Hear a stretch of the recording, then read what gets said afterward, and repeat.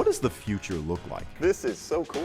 On this episode of Masters of Innovation, you'll find out as we go inside MIT's Media Lab. Here, creativity takes center stage, and the artist and big kid in all of us gets wired. So that's pretty much a French fry piano. It's tomorrow's launch pad, but you can see it right now.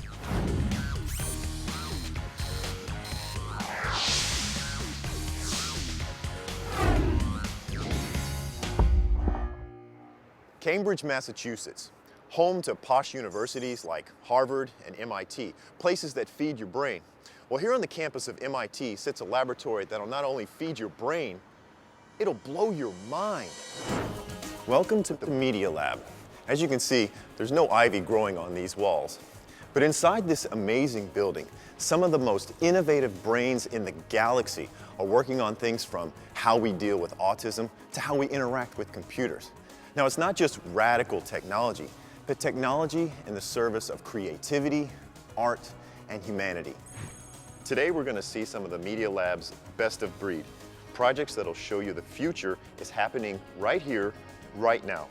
Lucky me, I get to try out some of the cool gear and talk with the minds that are creating it. And lucky you, you get to come along for the jetpack ride. What's the essence of the Media Lab? Improving the quality of life for everybody, period. And I think partly because it's at MIT, but also a general belief is how to improve quality of life through technology in particular and science in general. More and more, we're playing out our lives not in ordinary space, but in cyberspace. What this is Media Lab's Tangible Media Group. And what they do here is come up with new and revolutionary ways for us to interact with our computers. Take these musical bottles. Yes, please go ahead, next one. Okay, and then there's no keyboard or mouse, but the bottles themselves are interfaces. There are sensors in the table below these bottles. So when I pull out a glass stopper, it signals a computer to add another instrument. What purpose are you going for here by making something like this? Today, all the computation come from the screen, smartphone or big iPad or notebook computers. But our group is very much interested about tangibility or tactility or physicality. So opening this bottle is so different experience than just clicking the buttons. I see, and instead of walking up to your player and pushing play, you know, on a DVD player or something like this, this makes it more, as you said, tangible and interactive and fun. Can I just do that one more time? Sure, just sure, one more, please. okay. Okay, what else do we have? Usually paintbrush only paint, but this can capture the color from anything around you. And it just replicates it. Key idea is how to use the world as a source of the colors or inspirations, the world as a palette. Scary. Boy, what you guys do in here late at night, I do not want to know. The Tangible Media Group's technology is more than fun to play with. Some of it gives architects and designers new tools to work with. Hi, Jim. Hey, good to meet you, Daniel. Daniel, nice to meet you.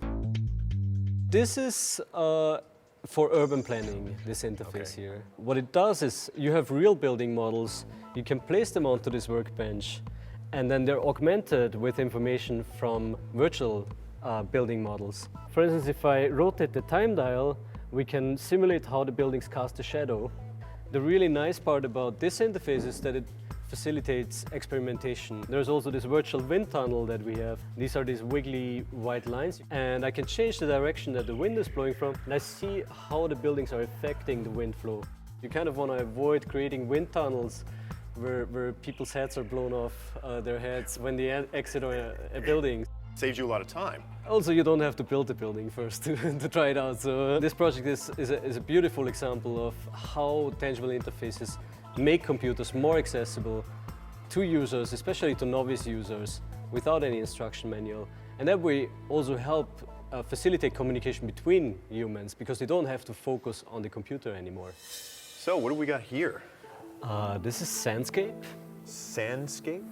Wait, that's projected onto this. Yeah, this one is for landscape architects. Sandscape is an interface for designing and understanding landscapes. A camera picks up how we shape the glass beads, and a computer maps the contours of the terrain. What do you like about this the most? So what I really like about this is you touch the pixels, you touch the bits. So it keeps that creative inner child alive. We want to think with our hands as humans. We're not purely in the abstract realm. People just interact differently and think differently when they think with their hands. You think this will speed up the process and make it better, or you think it's just going to allow people to have more fun at work? I mean, more fun is always better, but definitely allow them to experiment more, to play through more scenarios. Just a mouse with a screen. You know, there's a disconnect there, whereas this, you feel like you're just, yeah, you're in deep. Another tangible media project that's tactile, intuitive, and playful is called Topobo.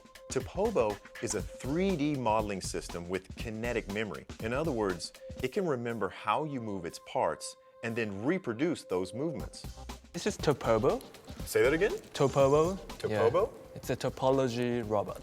A topology robot. This is a robot, but you can not only create the shape of the robot, but you can also design the motion. There's a simple kinetic memory in the each module, so you can record the motion and then play it back. Oh, look at that. Yeah, so that's how you make it work. So you teach it, and then it executes what you just taught it in like a half a second. Yes. What could be a good practical application for something like this, say out in like the real world? Different people want to simulate like different motion and how they communicate with it. So if they have this kind of model, they can really quickly simulate the movement of dynamic structure by just sculpting the behavior of the things, not just the shape. So then, Do the motion. Oops. I tore its head off. By the way, the one more thing is I want to show you. One more thing? Yes. These folks are transforming the worlds of professionals like urban planners. They're even transforming ping pong. Would you mind playing? No, absolutely. Wait. What did you just do to the table? All these koi Well, fish. basically, there's sensors under the tables. Then sensors captures all the sound. Oh! That was really cool. That was a lot of fun. Next on Masters of Innovation, creating your own technology with paper and paint and potatoes.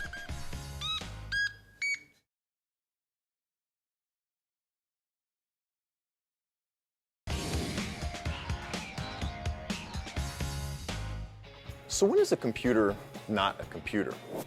When it's a pop-up book, or a quilt, or even wallpaper?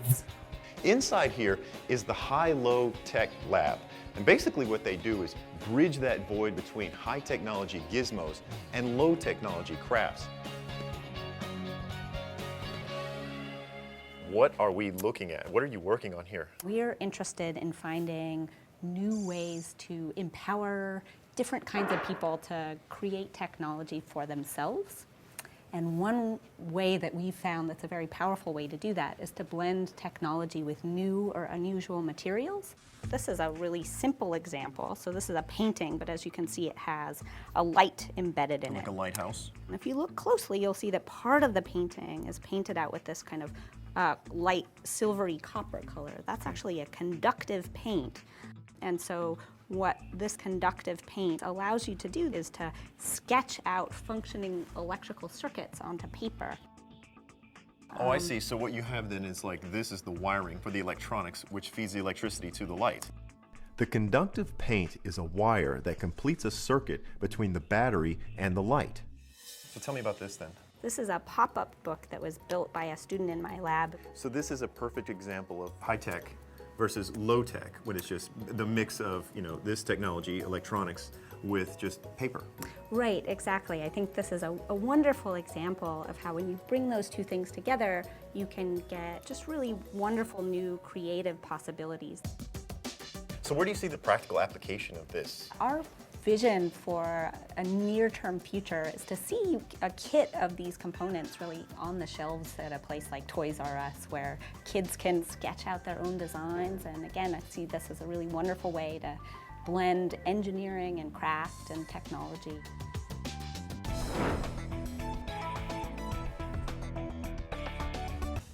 This is a piece that we call Living Wall. Living wall. What this is interactive wallpaper. First, it has these lights that are on the surface of the wall, and you can move those around to any of these teardrop shape places to kind of reconfigure your space to have lights where you want them. Then each one of these purple flowers is a touch sensor that's been painted onto the wallpaper.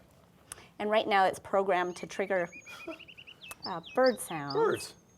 This wallpaper communicates wirelessly with a computer. That's what's generating the sounds. And you can imagine you could attach this wirelessly to all sorts of other devices so that when I touch this space, my stereo would come on, or the lights in my room would come on, or would play However you want to configure it. Exactly. Wow, this has amazing possibilities for the future here. Do you remember how much fun finger paints and building blocks were when you were in kindergarten? And I know for most of you, that was way back in the primitive 20th century. Want to see what the kindergarten of the future is going to be like? Welcome to Media Lab's Lifelong Kindergarten Group. They're a really playful group, as I found out when I sat down with one of their more colorful grad students, Jay Silver. Hey. Oh, let me come down here and see what you got going on. Okay, we take objects and turn them into musical instruments. Give me an example of what you're talking about. Well, this is a paintbrush, right? Right. No, but it's not just a paintbrush. It also is a musical paintbrush. And how is it a musical paintbrush? Well, okay, so if I draw something, and then if I touch my drawing, some sound comes out. And furthermore, if I kind of hold my finger down,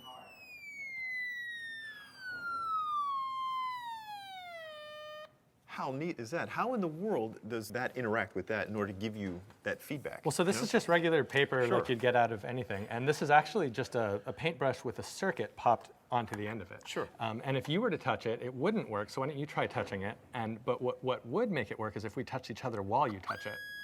Wow, because the electrical current could pass through me. Exactly. It's actually a circuit that we're making. The circuit actually runs through my hand, through your body, Okay. through the end of your fingertip, all the way through the paint on the page, and up into the tip of Wow. the paintbrush. That is really, really neat. Anything in the world becomes a circuit. So, and when I say anything, I have a little surprise for you here. Ha, my favorite Do you food. recognize that? Absolutely, French fries. Okay. We're gonna play music on French fries. Yes. Okay. So we'll start up slow, we'll start building it. Take the red wire and Okay. insert it into there, and I'll Got do it. the same thing on the other side with the black wire. Okay. Okay, so now these should be live. If they're live, if you touch them both, it should make a sound. So we're getting something. Okay. Okay, so let's continue to build it. Here, you take one resistor So make like a and chain? bridge it like a chain. Okay.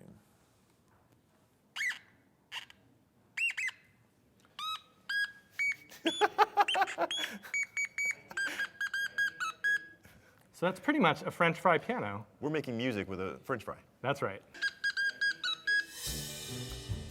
Give me the big picture then about lifelong kindergarten. Well, we're inspired by the way kids learn in kindergarten, and we would like to extend that style of learning, sharing, playing, creating things. I wouldn't make something for the world that I didn't want to play with. Here's another tuneful invention that Jay helped make. His co-creator, Eric Rosenbaum, takes it for a spin. So tell me a little bit about what you do here. Well, I'm a PhD student here at the lab, and I work on lots of new creative learning technologies. One of them is called Singing Fingers. Singing fingers. We can actually paint a musical instrument and then play it. Okay. So I'll sing.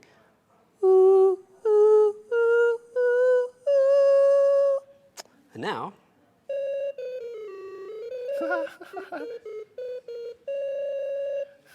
How fun is that?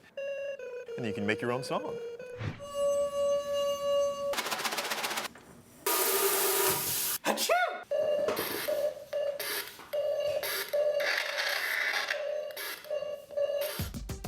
Now, how does that fit into your whole concept and your theme here of the lifelong kindergarten?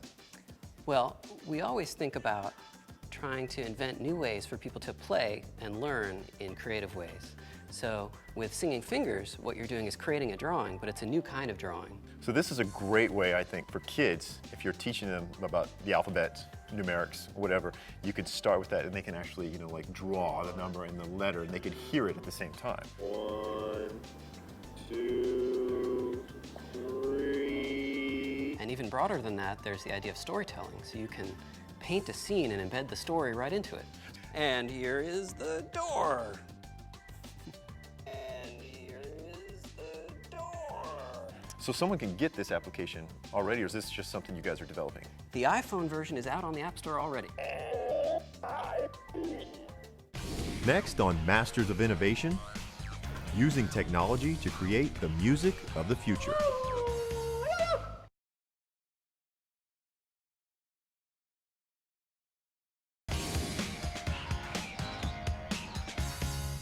So here's a question. What do you think of when I say the word opera? This is Media Lab's Opera of the Future group. Definitely 21st century, unquestionably innovative. What is the opera of the future? I know. It sounds a little daunting. One of the things that motivates us is making wonderful stories with music, and the most recent of them is a story called Death and the Powers. A couple of months ago, we premiered it in Monaco, one of the most beautiful opera houses in the world. It's going to tour around, and it's basically about a guy who wants to live forever. So he downloads himself into his environment, says, "See you later," and the stage comes alive. And so the stage becomes the main character. So then explain to me a little bit about this guy that you're working on right here. Yeah, so this guy is a character in the opera. Each one of them go up to about 7 feet. They're quite quick. I mean, we're in the lab, so I don't think we can run them full You mean speed. quick, the thing moves around? The thing as well? moves around, Okay. so I don't know if you want to, maybe you can follow you. If Oh, it look goes at over that! There it goes. Yeah. Well, if he can go up to 7 feet, you should have him playing for the Celtics. And this is not the only technology you're working on. I'm sure you've got some other gizmos around here that you've got going on as well. Maybe we can show you this chandelier. Look at this. When you first see this in the opera, it looks like a chandelier. And then it starts vibrating. It and does. It does, and it starts moving, almost like you can see, especially from a distance, it kind of looks like an inverted Venus flytrap or something like. It kind of comes alive. Okay. And there's a kind of love scene between this woman who's missing her husband and this object. And this vibrating machine. That's right. So the great thing about this kind of instrument is we can design these to be played any way we want them to be. We could make it so it's very emotional to play. So for instance, I could be choreographed and move, and it maybe doesn't matter exactly which string I touch, but it matters how I touch it.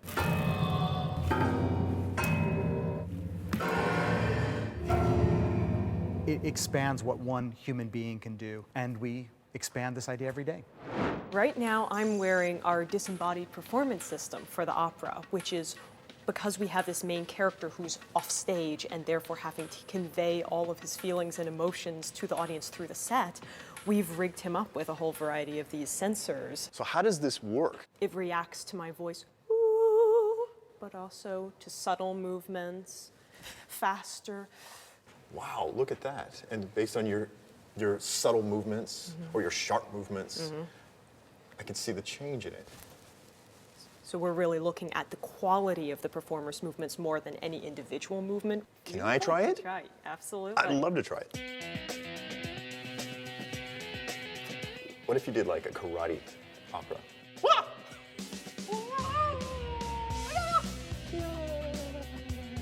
You like this, don't you? I do like this. Yeah, just a little That's bit. why I'm here. This is so cool.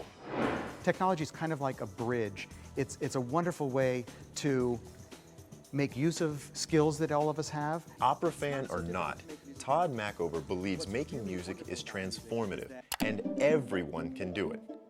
His group at the Media Lab also developed software that lets anyone compose music. It's called Hyperscore. This is software that we created to really introduce children and anyone to composing music without needing to know anything about music theory or notation. Really? Well, show me, how does that work? I'm just going to set a few notes in here Okay. that represent a melody. You can change the duration. And you grab those from here? I grab the notes from the droplet tool. Once I have this building block, I'm actually going to draw my piece of music. I can draw lines straight through my composition, and Hyperscore is going to repeat those same 5 notes over and over again. Oh, I see. This segment is basically here and here. And Once I have this, I can start dragging it around to transpose it in pitch. oh, go up, or you can take it lower to take it down. How simple and how fun is that? If I sketch in a few more parts quickly, I can create a little composition. The part that goes up high and comes down, Play back now. You can hear the string section come up here. So really, this can make it easy for anybody. They don't need training in music Absolutely. or anything. They just need to know tones to be able to compose something. You just need to have an idea and be able to draw out roughly what your intention is. Can I try this? Absolutely. Hyperscore is amazingly easy to use. Of course, there's no guarantee you'll sound amazing. Oh, so like here, there.